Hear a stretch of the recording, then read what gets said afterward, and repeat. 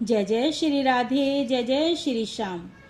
युधिष्ठिर बोले, हे भगवान, आश्विन शुक्ल पक्ष की एकादशी का क्या नाम है? सुकृपा करके कहो। श्री कृष्ण बोले, हे राजेंद्र, इस एकादशी का महात्म्य मैं तुमसे कहता हूँ। यह पापों को दूर करने वाली श्रेष्ठ एकादशी पाप अंकुशा नाम से प्रसिद्ध है। इसमें मनुष्य को पद्म नाम का पूजन करना चाहिए। इंद्रियों को वश में करके बहुत समय तक तपस्या करने से जो फल मिलता है वह इस एकादशी को करने से मिलता है। अज्ञान से बहुत से पाप करने पर मनुष्य पाप नाशक भगवान को नमस्कार कर घोर नरक को नहीं जाते। पृथ्वी पर जितने तीर्थ हैं, पवित्र स्थान हैं, उनका फल भगवान के नाम के कीर्तन से मिल जाता है। जो शांग धनुषधारी जनार्दन की शरण को प्राप्त हो गए हैं वे मनुष्य कभी यमलोक को नहीं जाते। जो मनुष्य प्रसंगवश एक एकादशी का भी व्रत कर लेता है वह कठिन पाप करके भी यमलोक को नहीं जाता। हजारों अश्वमेघ यज्ञ और सैकड़ों राशि यज्ञ करने का फल इस एकादशी के व्रत से मिलता है। 16वें भाग के बराबर भी नहीं है। हे मनुजदेव, जब तक मनुष्य पद्म नाम की एकादशी का उपवास नहीं करता तब तक उसके शरीर में पाप रहता है। हे राजन, किसी बहाने से भी जिसने एकादशी कर ली तो वे यमराज को नहीं देखता। यह एकादशी स्वर्ग, मोक्ष, आरोग्य, सुंदर स्त्री और धन देने वाली है। एकादशी के समान पवित्र गंगा, गया, काशी, पुष्कर, कुरुक्षेत्र आदि तीर्थ भी नहीं है। एकादशी का उपवास करके रात्रि में जागरण कर बिना परिश्रम विष्णु पद को प्राप्त हो जाता है।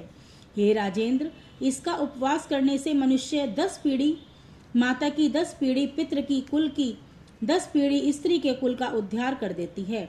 वे मनुष्य दिव्य शरीर और 4 भुजा धारण करके माला और पीताम्बर पहनकर गरुड़ पर बैठकर स्वर्ग को जाते हैं। हे नरपोत्तम, बालकपन, बुढ़ापा या युवावस्था में इसका व्रत करके पापी आदमी भी दुर्गति को प्राप्त नहीं होता। आश्विन शुक्ल पक्ष में पाप अंकुशा का उपवास करके सब मनुष्य सब पापों से छूटकर विष्णु लोक को जाते हैं। ऐसा करने से सब रोगों से छूटकर सुंदर, रूपवान, बुद्धिमान, भाग्यशाली, सुरीले कंठ वाला पंडित होता है। वह स्वर्ग लोक में जाकर गंधर्व होता है। तांबूल ब्रह्मा, विष्णु, शिव का रूप है। इसके दान करने से लक्ष्मी होती है। सुपानी में ब्रह्मा, पान के पत्ते में विष्णु का निवास होता है। चूने में साक्षात शिवजी रहते हैं। इसके दाने से ब्रह्मा आदि देवता मुझको पूर्ण लक्ष्मी दे और मेरे भाग्य में संपत्ति बढ़े, ऐसी प्रार्थना करें। महादेव पार्वती के निमित्त नित्य सपत्नी ब्राह्मण को पूजा करके शक्ति के अनुसार पार्वती के पति मेरे ऊपर प्रसन्न हो, ऐसा कहकर दक्षिणा सहित स्वर्ण का दान करें।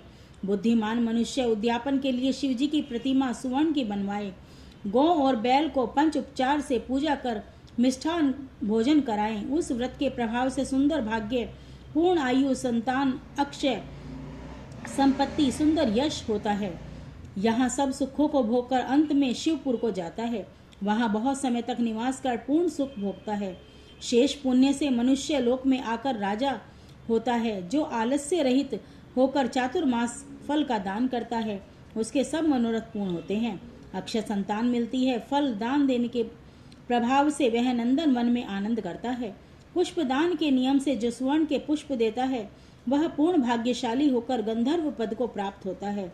वासुदेव के शयन करने पर आलस्य को छोड़कर वामन जी के निमित्त दही, चामर, 6 रसों का स्वादिष्ट भोजन करावे, दान दे, किंतु एकादशी को भोजन न करावे। इसी तरह ग्रहण आदि में दान करें। यदि नित्य दान न कर सकें तो महीने के 5 पर्वों में दान करना चाहिए। चतुर्दशी, अष्टमी, अमावस, पूर्णिमा, हर एक रविवार, शुक्रवार को दान करें। दोनों पक्ष की द्वादशी को अवश्य दान करें। इस नियम की समाप्ति में शक्ति के अनुसार भूमि, गौ, वस्त्र, सुवर्ण, खड़ाओं का दान देना चाहिए। छत्री, पद यात्रा, वस्त्र का दान सर्वश्रेष्ठ है। ब्राह्मण भोजन का, भूमि का सब दान करें। पहले शिवजी के उपदेश से कुबेर, जनेऊ, गौतम, इंद्र ने भी इस व्रत को धारण किया। इस व्रत के करने से अक्षय अन्न, पुत्र, धन की प्राप्ति होती है। पुष्ट शरीर, पूर्ण आयु होती है। शत्रु का नाश होता है। भगवान का दृढ़ भक्त होकर बैकुंठ को जाता है।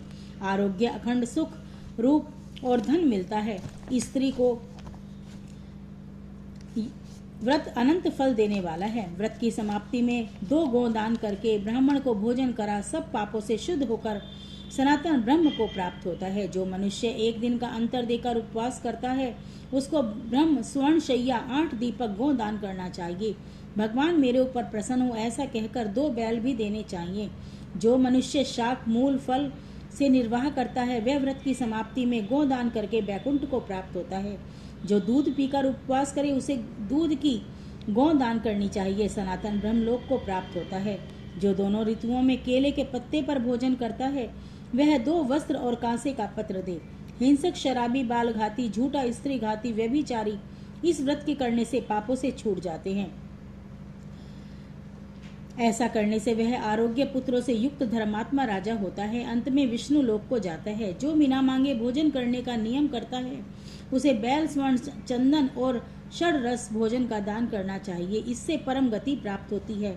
जो भगवान के शयन करने पर नक्त व्रत करता है, ब्राह्मण को भोजन कराता है, शिवलोक में सुख भोगता है। जो एक बार हल्का भोजन कर नियम करके भगवान का पूजन करता है वह स्वर्ग को जाता है।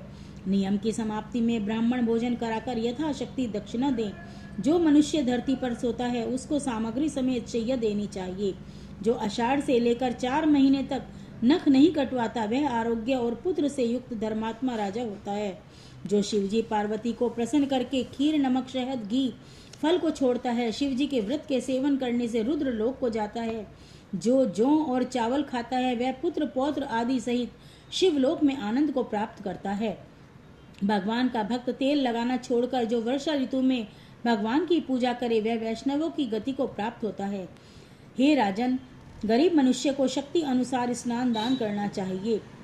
तालाब, बगीचा, मंदिर, यज्ञ आदि शुभ कर्म करने वाले धीर पुरुष यमलोक को दुख में भी नहीं देखते। ऐसे पुण्य करने वाले मनुष्य संसार में दीर्घायु, धनाढ्य, कुलीन और निरोगी दिखाई देते हैं। इस दिन सवा मल्लिया भुनैया का सागर लेना चाहिए। जय श्री राधे।